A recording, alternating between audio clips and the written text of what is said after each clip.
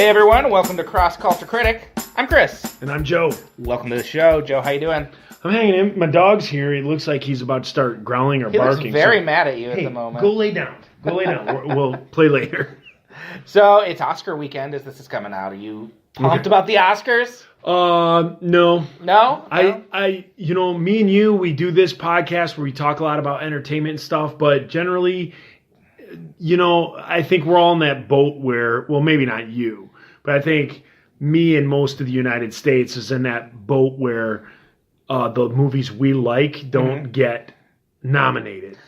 Okay, we're definitely not in the same boat there, but we're in the same boat where I have never cared much about the Oscars. Okay. I like the idea that there's a night where everyone's talking about movies, and movies I like can kind of gain an audience, but they bore the heck out of me. Yeah.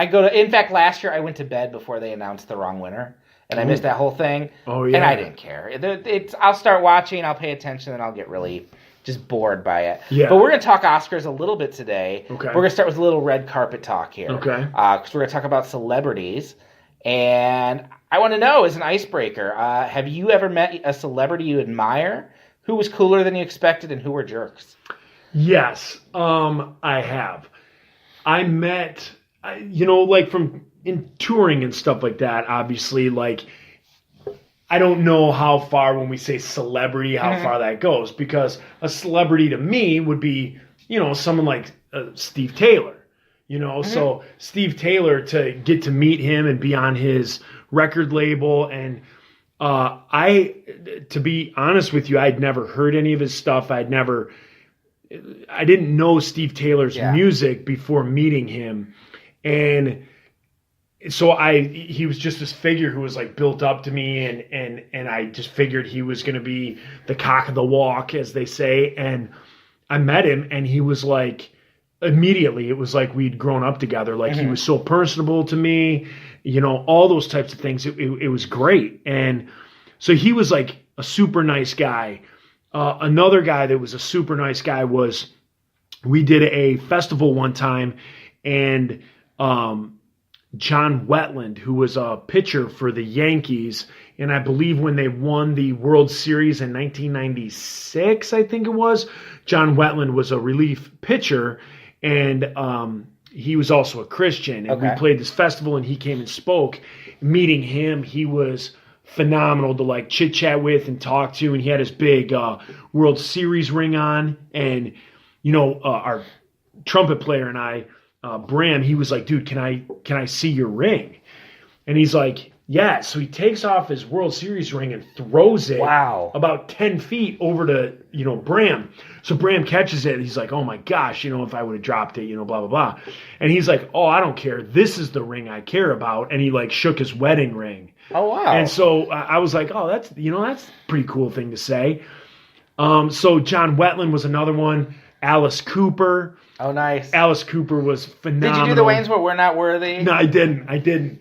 But, he was awesome.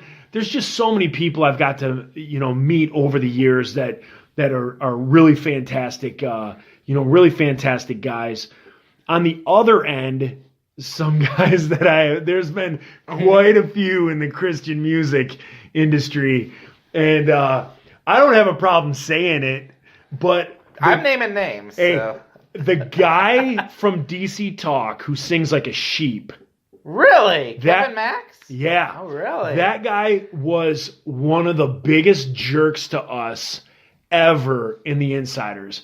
And when we would do the summer festival circuit, we were always, not always, but a few times the Insiders, we got to play the main stage, and DC Talk would be playing that night. So all day we'd be sharing a backstage with them. And he was just so mean to us, so rude to us, that he was just an absolute jerk. Now, I find it in poor taste to be able to come on this podcast and just talk a bunch of crap and not have him here to defend himself and say how big idiots we were.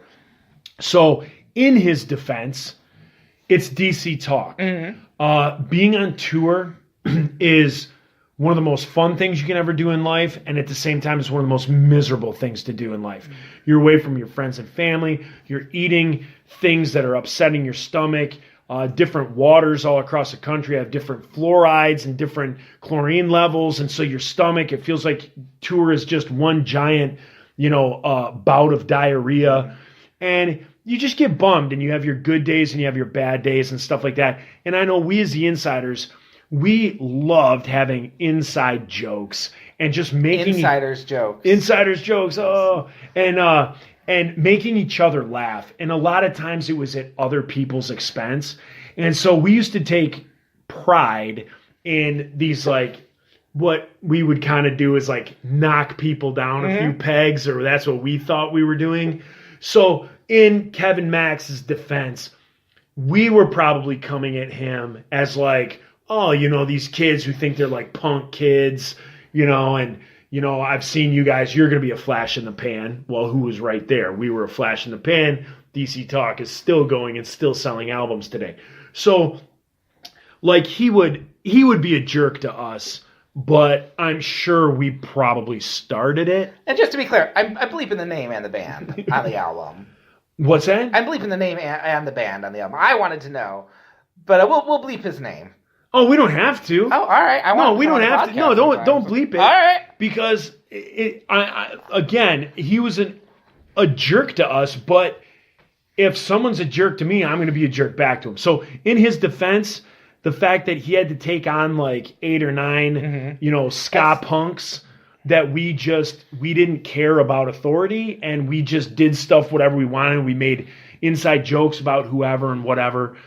We probably deserved it. Well, and I think you've said this before. When you're that age and you have all that fame, it goes to your head. Yeah, and I think I've heard him recently on podcasts and stuff. He sounds a lot more down to earth than you expect. I would hope, because we were jerks, but we were the same. I'd like to think we were the same around everybody. We were just turds around everybody. Okay.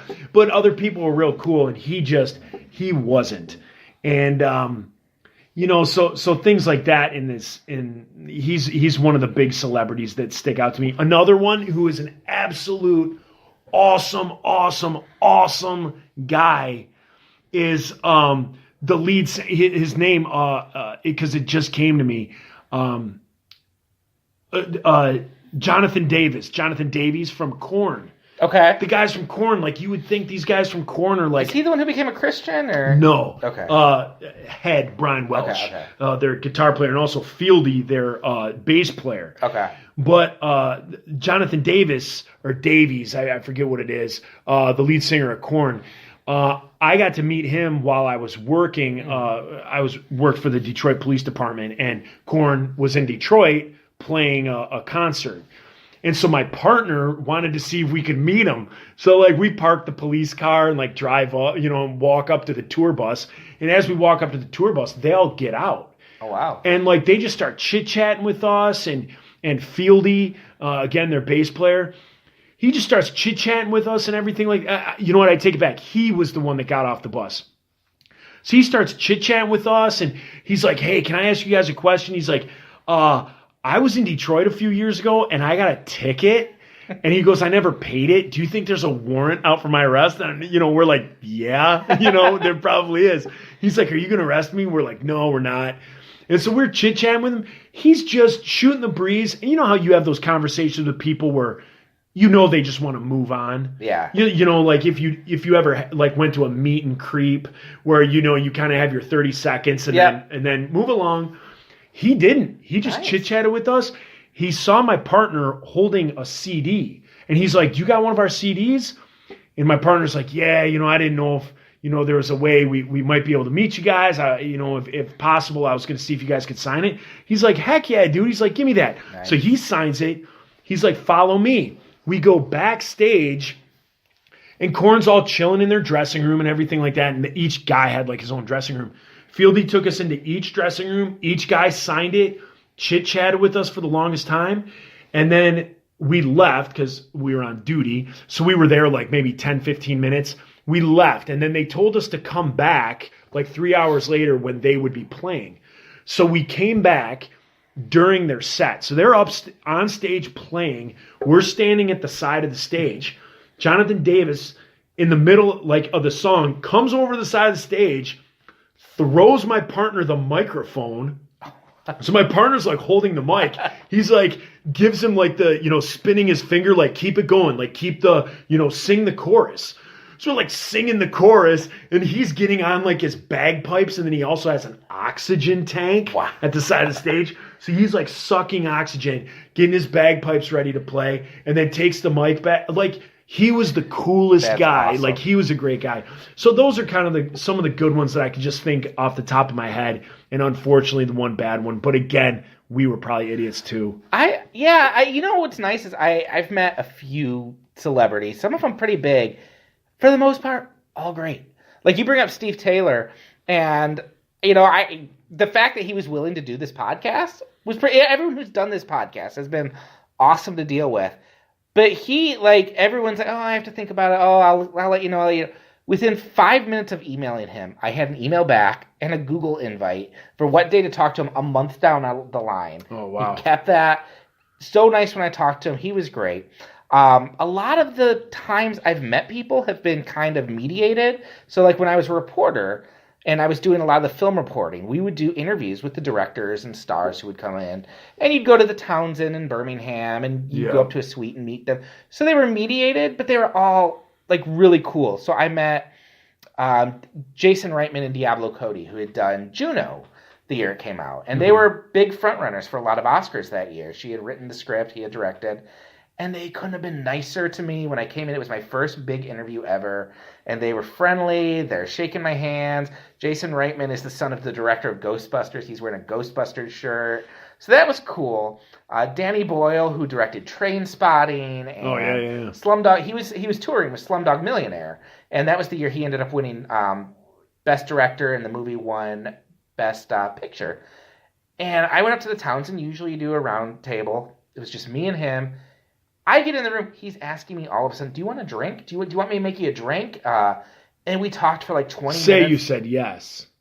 I didn't, because I was on the job. Because how amazing a story would that have been? I know. But I was on the job. Drink. But it was still cool, because normally you go in and you're oh, tell me about the movie and blah, blah, blah, blah, blah. And they've answered the same questions all the time. Well, we ended up talking for 20 minutes about India and poverty and how he was going to be a priest at one point. And it was an awesome interview. He was great. The other great interview was Rainn Wilson from The Office. Same place, Townsend. I did a roundtable, and we're talking about some crap movie he did. It was some rock and roll movie he did.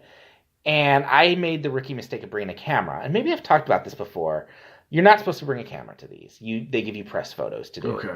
But my boss wanted a photo, so I'm hey, can you take a picture for me?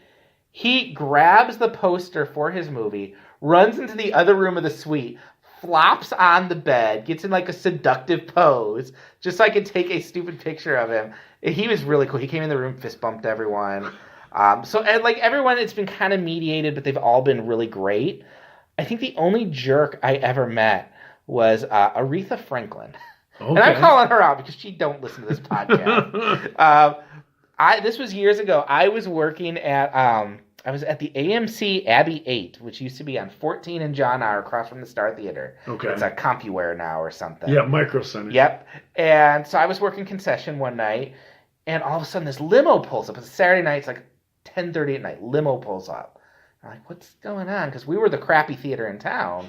Oakland Mall was crappier, but right. Still, all of a sudden, 3 people get out, all wearing furs. Aretha Franklin walks in wearing a purple fur coat.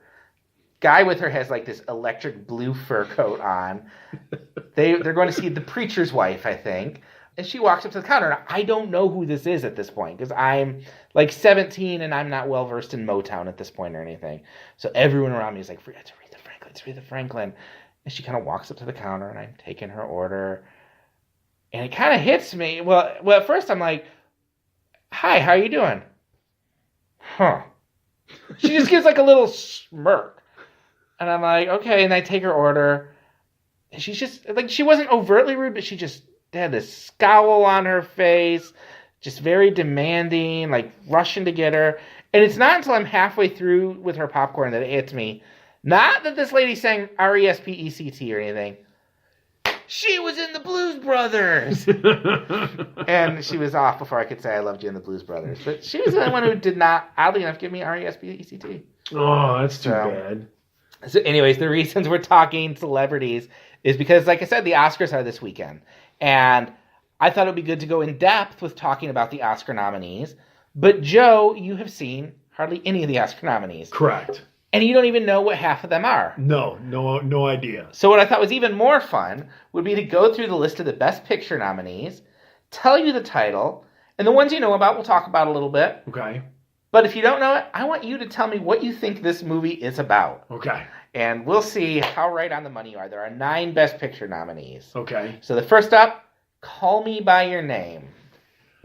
Call Me By Your Name. I have no clue what this is, and I would say that this is a movie that is Call Me By Your Name. This is a movie about a con man.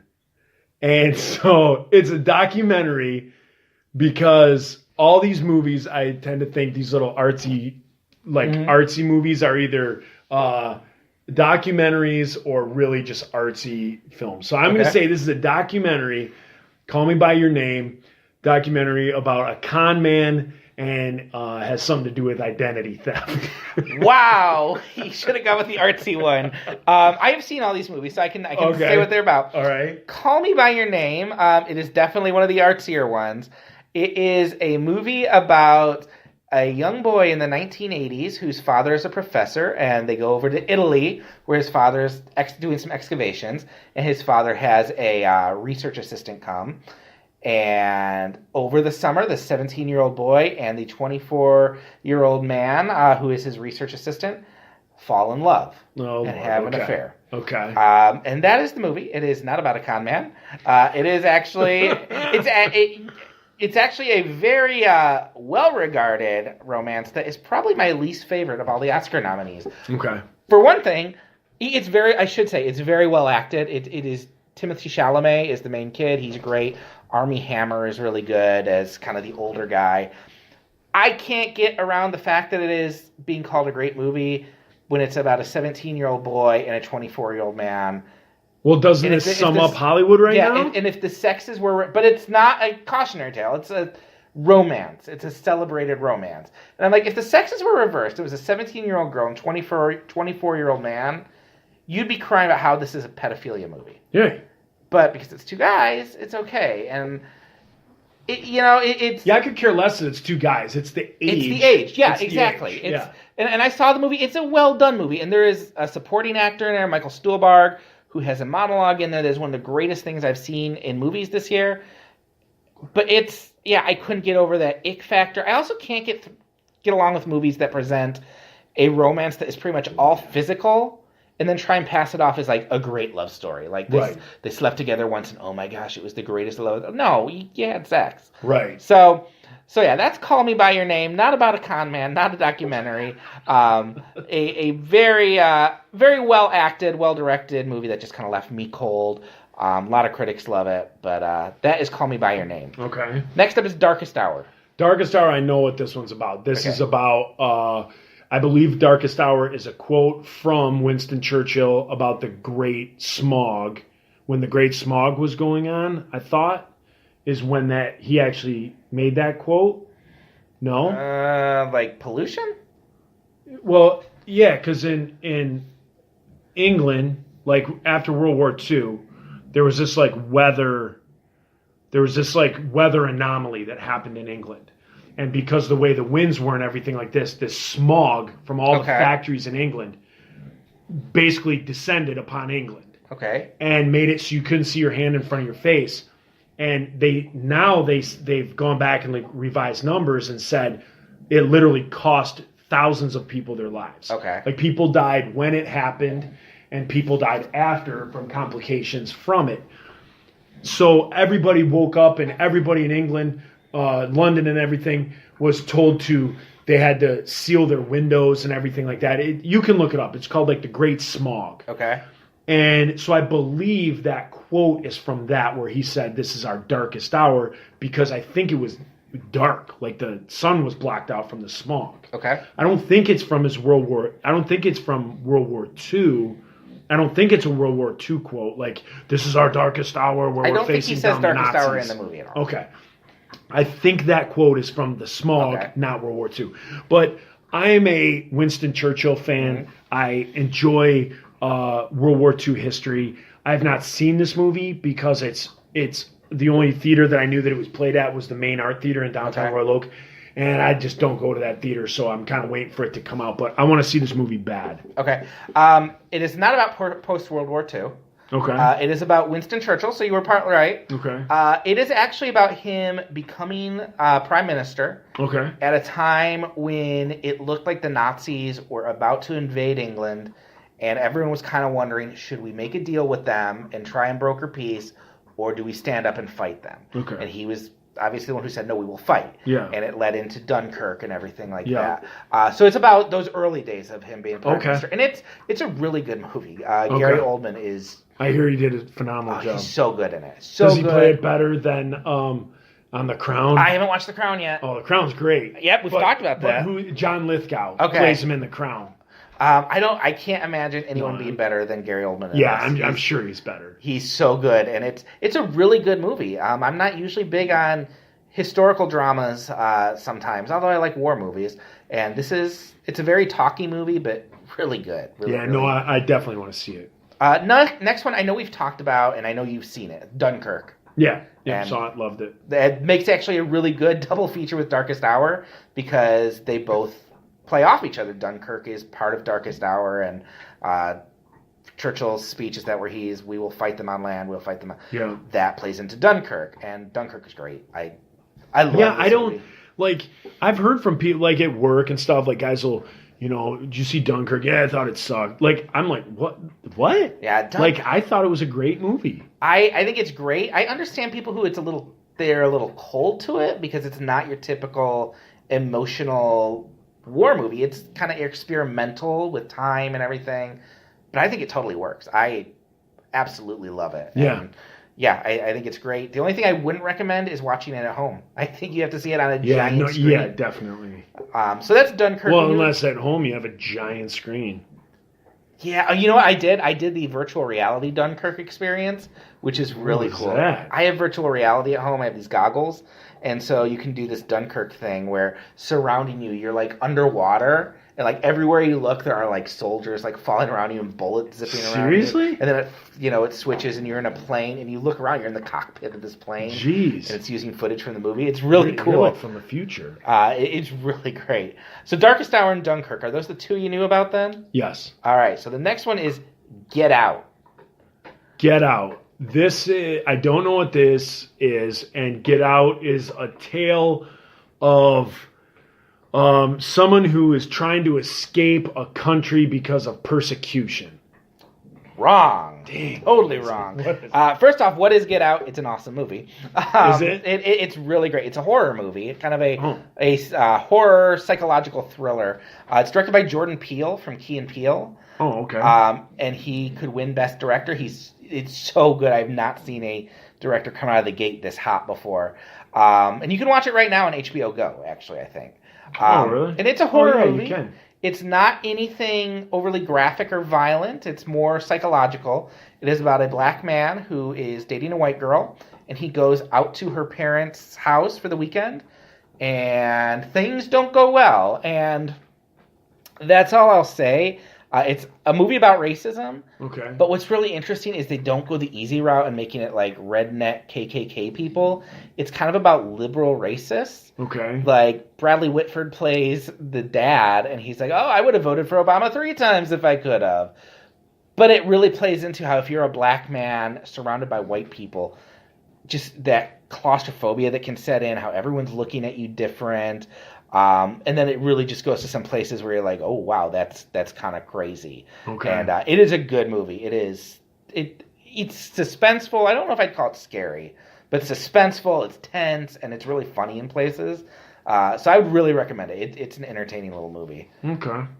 Next one is Lady Bird. Lady Bird is about, I have not seen it. I don't know what it is. It's about FDR's wife. Oh, so wrong. Although I believe that, and it was Lyndon B. Johnson who was married to Lady Bird. Oh, who'd I say? Roosevelt? FDR. Oh. Yeah. There was a movie about Lyndon B. Johnson out this year, which had a character named Lady Bird, obviously. Oh, really? But that is not what Lady Bird is about. It is a coming-of-age story set in the 90s about a young girl who is basically getting ready to move on to college and the relationship she has with her parents. And, her mom and her have a real contentious relationship. Her dad's struggling with his job. She wants to go to an expensive school. She meets a boy. It's really typical stuff, but it's a really good movie. It's really, really funny.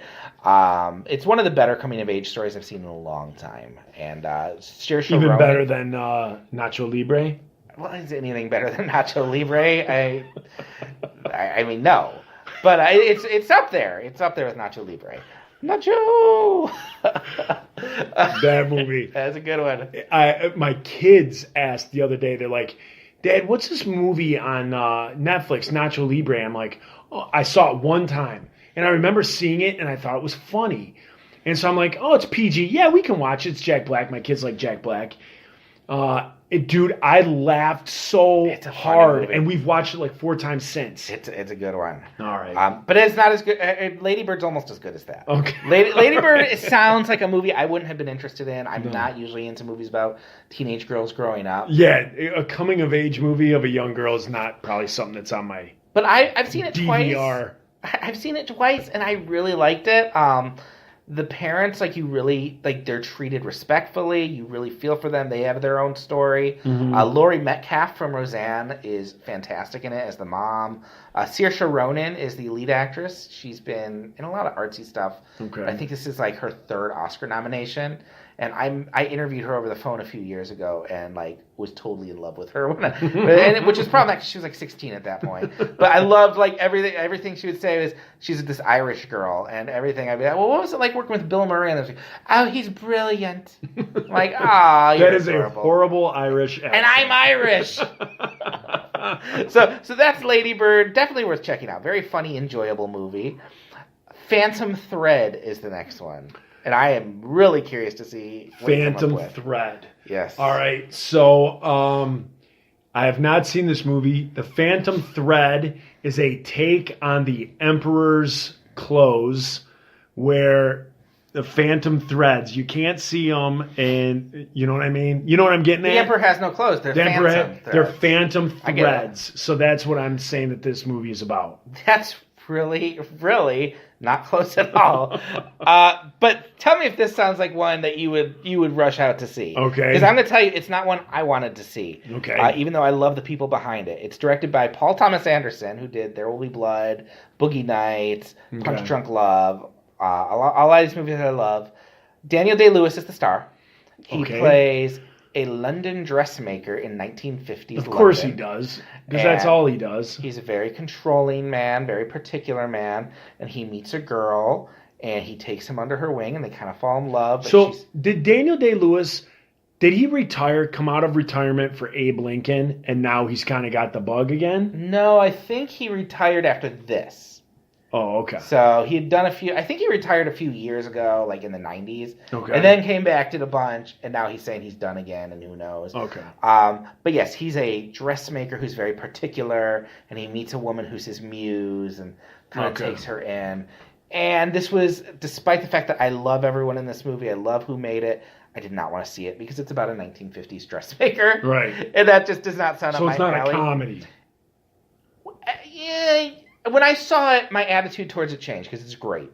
But it's a comedy if you like your comedy very 1950s dressmaker comedy.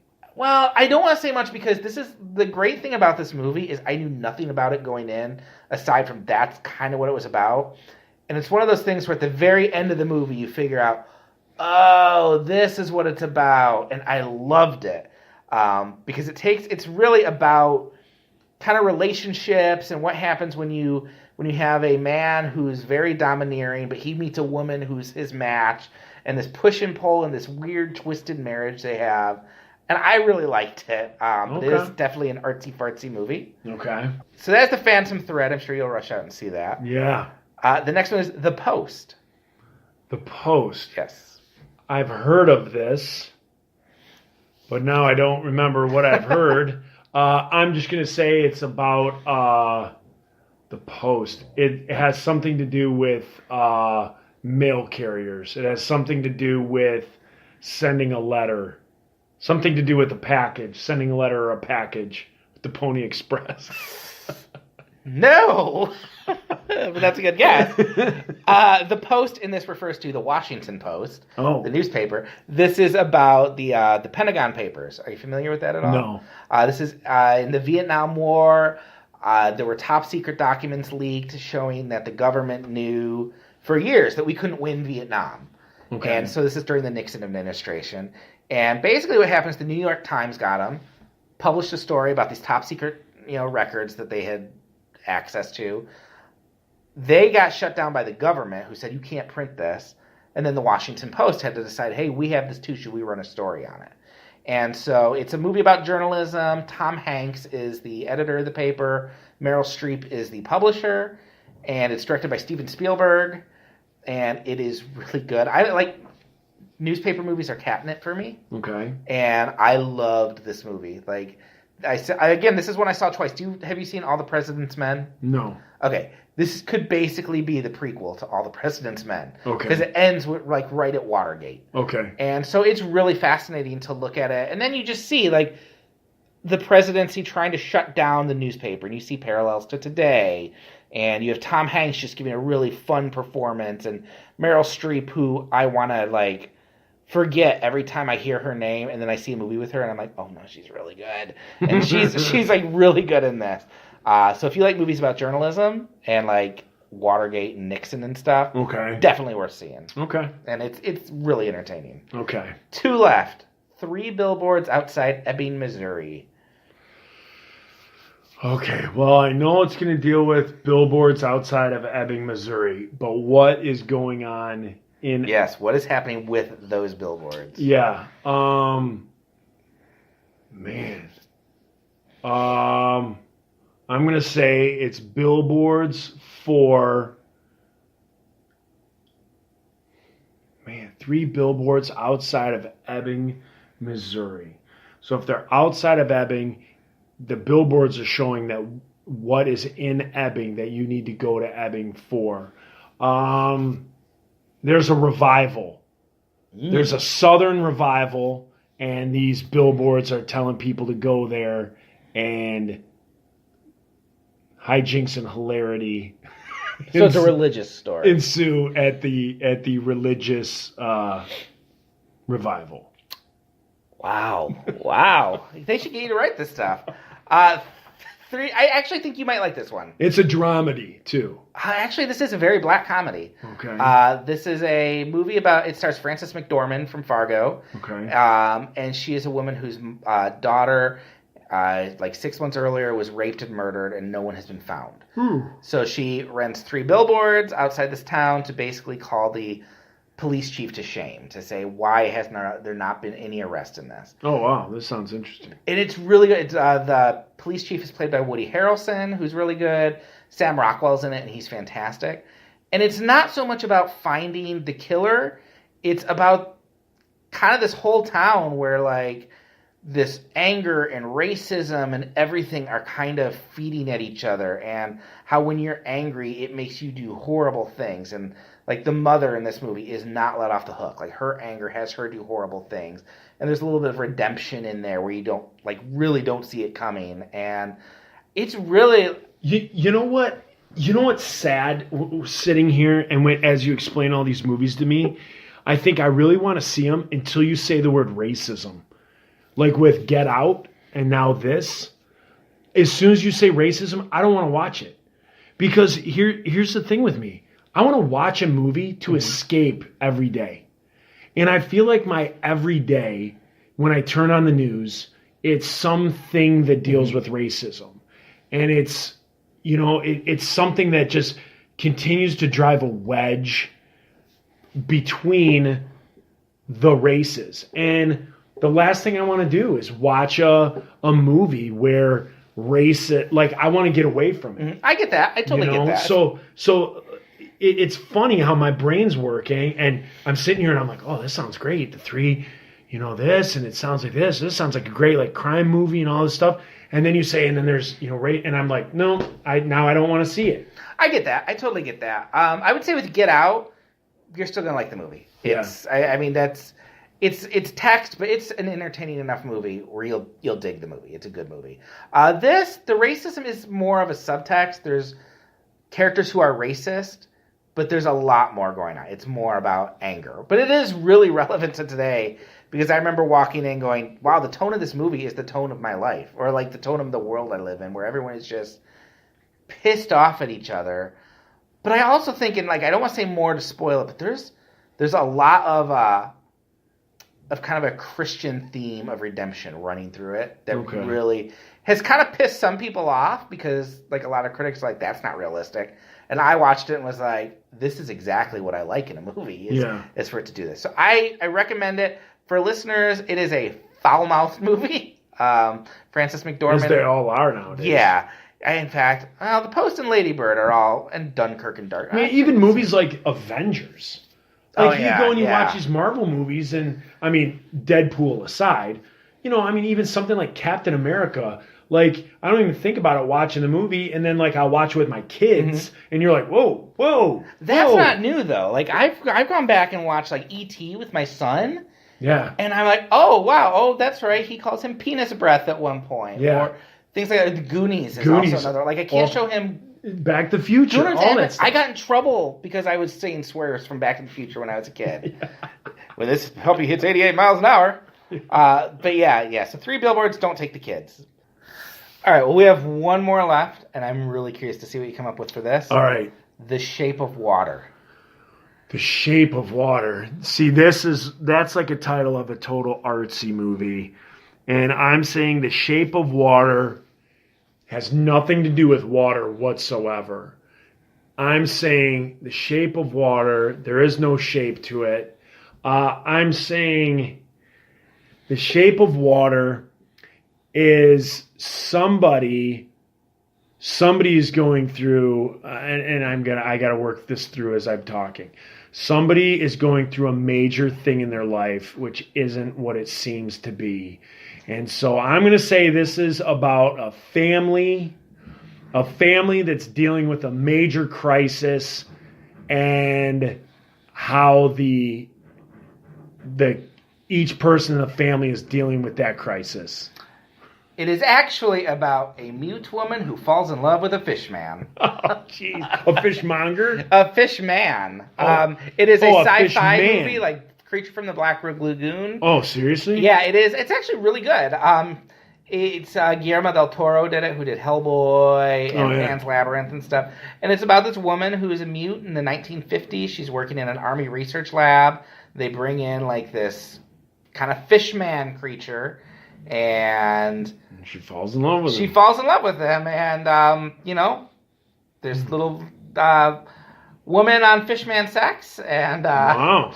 It's a weird movie, but it's kind of like a mixture of sci-fi and horror and fairy tale and porn, and it sounds like porn too. I mean, said lady and fishman there is. Sex. It's tasteful. Tasteful. Tasteful it's women. Tasteful premarital sex. They're kind of embraced. They're not. And it shows tasteful side boob. Tasteful fishman. It's one of those movies where you describe it and you're like, there's no way this can be a good movie. But when you see it, you're like, oh, it's actually really sweet. And it's a movie about people who are kind of outsiders. Like there's a older gay man who's her friend, and the military guy is a bit of a jerk who's coming after them. It's really good. It's really violent in places. So that kind of, if there was anything that dinged it, it was like this fairy tale tone with like graphic violence and sex, and language, which didn't sit well with me. Okay, kind of took me out of it. But it's actually the front runner to win this year. Oh, really? Yeah, and I think out of all of them, I like all these movies, but I would probably say Get Out would be the one I would want to win. Really? I really liked Get Out. It's just hugely entertaining. I think it's like very easy to overlook how hard it is to make something entertaining. Like it's easy to look at something, oh, that's pretty and it's meaningful and it's deep, but is it enjoyable?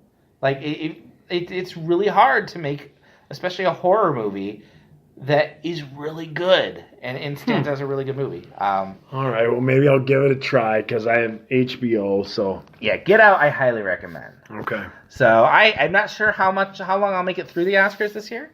I made it halfway through last year. Jimmy Kimmel's hosting. I usually like him. Yeah.